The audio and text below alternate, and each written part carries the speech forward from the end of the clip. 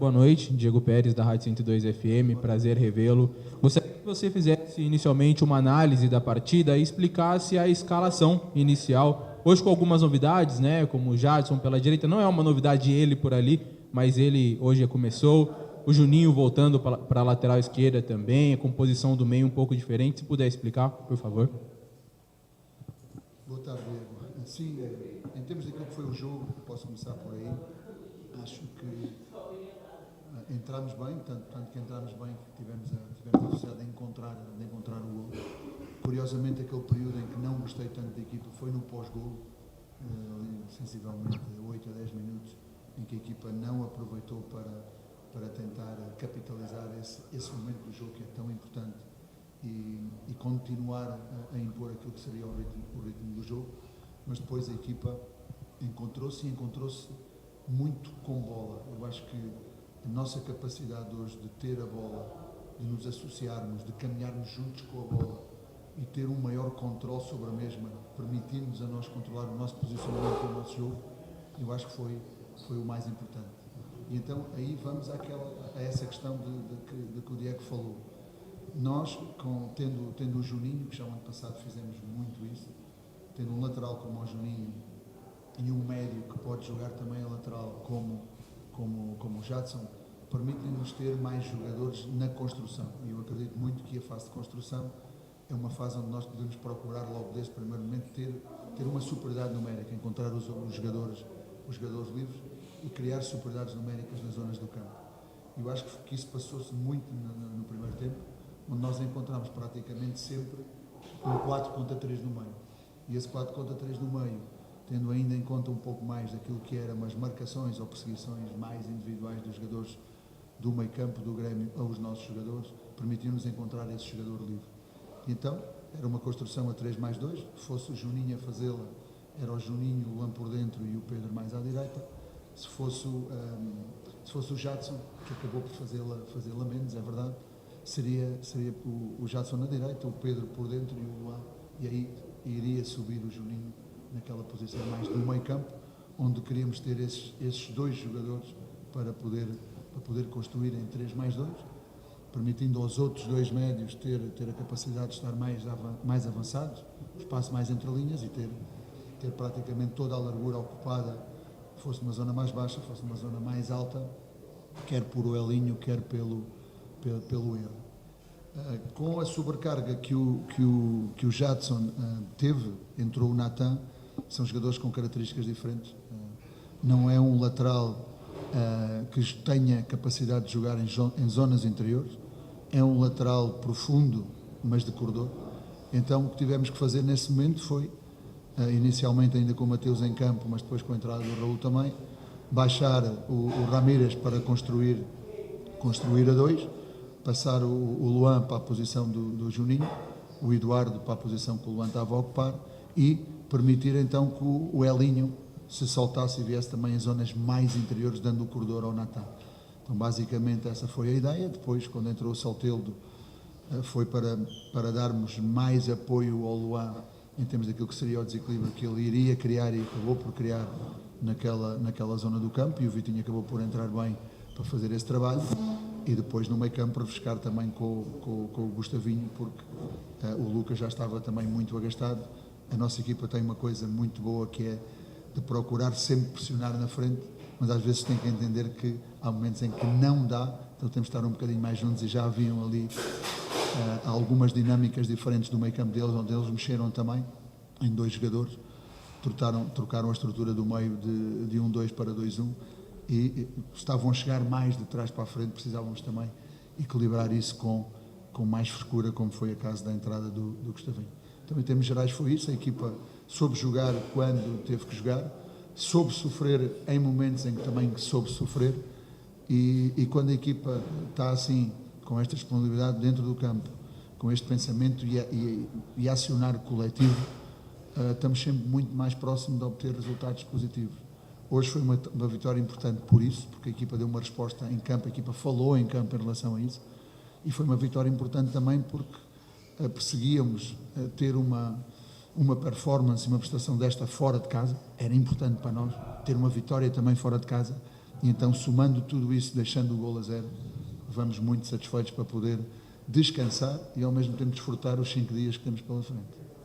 Pedro, boa tarde, parabéns pela vitória. Obrigado. Queria que você comentasse, né, sobre agora o Bragantino está na 3ª colocação do Campeonato Brasileiro, disputa diretamente a liderança da competição, mas ao mesmo tempo está vivo nas outras competições, Sul-Americana, Copa do Brasil. Queria saber se você, na tua concepção, é possível imaginar o Bragantino tendo essa rodagem de elenco suficiente, quantidade de peças para brigar pelo título das 3 competições, no Campeonato Brasileiro, com o campeonato mais longo, se manter até o final, brigando pela liderança como está agora. E também, se você me permite, queria perguntar sobre a situação do Juninho Capixaba. Ele sentiu um pouco o tornozelo no primeiro tempo. Se no segundo tempo você tirou ele mais por precaução ou por uma mudança mais tática mesmo? Como é que é o seu nome? Vinícius. Vinícius, muito obrigado pela pergunta. Nós só pensamos o jogo a jogo, e o jogo a jogo envolve essas diferentes competições. Se olharmos para o calendário que vamos ter em junho, só nos permite pensar no Brasileirão, mas o nosso foco agora está em desfrutar estes 5 dias e preparar o próximo jogo, que vai ser um jogo muito, muito difícil em Bragança, contra uma grande equipa que é o Atlético Mineiro. O meu foco, o nosso foco de todos, só está aí. Depois sabemos que vamos ter ainda dentro da Sul-Americana mais uma carga em termos de sobrecarga de jogos. Eu penso que muito provavelmente pela Copa do Nordeste o Fortaleza deve ser a equipa neste momento no Brasil com mais jogos, e nós devemos andar ali a par de tudo isso, fruto dos play-offs e também aquilo que foi os jogos que tivemos que fazer ao nível do estadual. E então vamos ter mais essa sobrecarga no mês de julho, que nos daria algo que é importante também em determinados momentos da temporada, que é tempo para trabalhar, que é coisa que não temos tido, mas esta é a realidade e é um preço a pagar, que é quem anda em todas as competições, de jogar cada 3 e 4 dias, o que adoramos, e de estar envolvidos em cada uma delas, mas sempre a pensar no jogo a jogo. O Juninho, se olhar para o último jogo, ele não viajou connosco ao Chile, e não viajou precisamente porque tinha sofrido um edema no jogo com o Sousa. Ele teve um tempo para recuperou bem, mas hoje sentiu uma nova sobrecarga. Não foi tanto no tornozelo, como disse, mas foi mais na parte profunda da panturrilha, nos gêmeos, mais no solear, e então, por precaução, para que essa sobrecarga não gerasse outro tipo de desconforto, ou eventualmente até uma lesão ou um novo edema, também por ali, pelas beiradas, era onde nos estavam a atacar mais, tínhamos que reforçar isso, e o Jadson também saiu pela mesma situação, não pela mesma zona, mas também uma sobrecarga muscular nos posteriores, que é algo que ele também, de quando em quando, sente. Então foi precisamente por isso que substituímos esses 2 jogadores. Agora sim. Nesse sentido, na última entrevista coletiva, você até chegou a mencionar que talvez o time precisasse de mais atletas para compor em número, elenco e também em qualidade. Atualmente, no departamento médico mesmo, só o Eduardo Sacha, e é claro que ele faz muita falta. O quanto você pensa em compor, em questão de quantidade, esse elenco do Bragantino para o restante da temporada? Sim. A janela só vai abrir em julho, não é?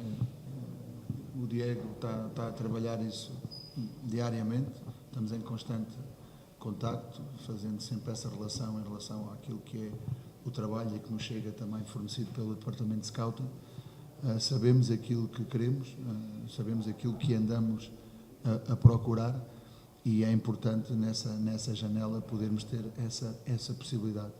Então faz parte do trabalho de todas as equipas que querem continuar a crescer, que analisam diariamente aquilo que são os seus atletas e que analisam também diariamente, e em particular num pós-jogo, aquilo que são as competições também que ainda estamos envolvidas e aquilo que é um quadro de necessidades que pensamos podem vir a melhorar no reforço mais qualitativo do que quantitativo daquilo que é o nosso elenco.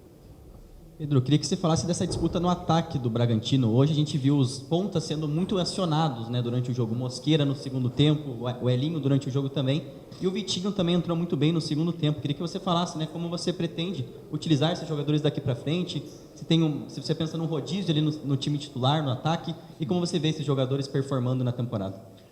Não, nós temos que analisar, como lhe digo, jogo a jogo, é preparar jogo a jogo. Nós sempre não falamos em rodízio, nem falamos em equipas titulares. Hoje, por exemplo, falou no Elinho, mas o próprio Mateus também vinham com um quadro gripal muito grande. O Elinho viajou connosco para o Chile extraordinariamente entrou no jogo nos últimos 15 minutos, porque praticamente não treinou connosco em relação a esse jogo e ainda hoje vinha muito carregado. Ou seja, tem a ver com situações como essas, mas a forma como nós os queremos utilizar vai muito dentro daquilo que eles nos deram hoje e que fizeram um trabalho extraordinário, não só em termos daquilo que foi a capacidade de desequilibrar ofensivamente, mas também muito daquilo que foi a ajuda aos laterais.